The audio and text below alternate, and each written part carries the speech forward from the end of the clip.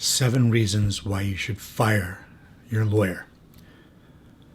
Good afternoon. I'm attorney Neil Burns in Boston, Massachusetts, and this is a list of reasons why you should consider firing your lawyer.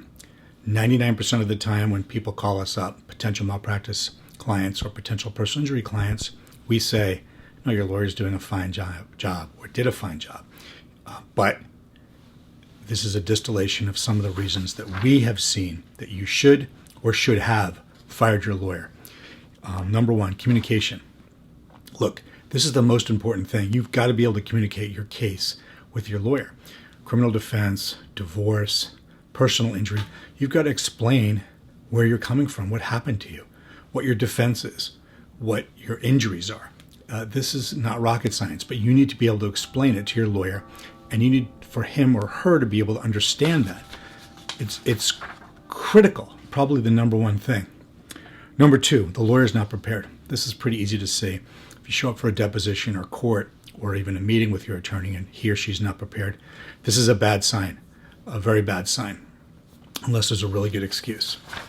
Number 3, the lawyer's not competent. If you have a criminal case and it's a serious case, maybe he or she hasn't done that before. If you have a divorce case, maybe he or she hasn't dealt with a divorce where there's a business involved. If you have a personal injury case, maybe they've never had a trial before, so they're trying to settle it prematurely. You can pretty much tell that, but you got to ask the questions, you got to penetrate. Number 4, the lawyer's actions or statements are not in line with your beliefs. The lawyer says, we got to settle this case, but you want to try it.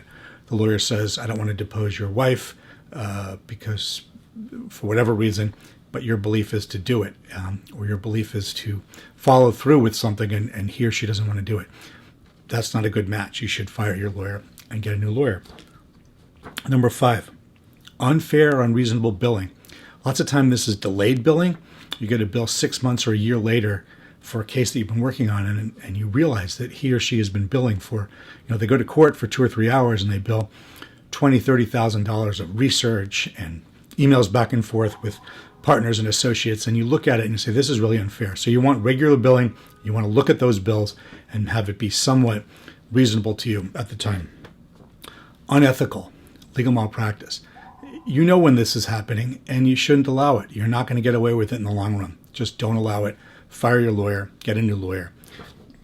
And number 7, lack of zealous representation. The rules of professional conduct require a lawyer to represent you zealously within the bounds of the law. If you get a sense that your lawyer is not doing that, he or she's not interested in your case, they're not advancing what you're saying, they're not doing what you want, they're not advancing your case in a way that is zealous, fire them, get a new lawyer. If it's a legal malpractice case, we're interested in talking to you. If it's a personal injury case, we've been doing that for over 35 years. Otherwise, in any other area of the law, get a lawyer that is competent in that area of law that you can work with. If you have any questions, give us a call at Burns & Jan. Along with my partner, Rashawn Jan, I'm Neil Burns. We're here at 6 Beacon Street in Boston, 617-227-7423. That's Burns & Jan, 617-227-7423. Thank you.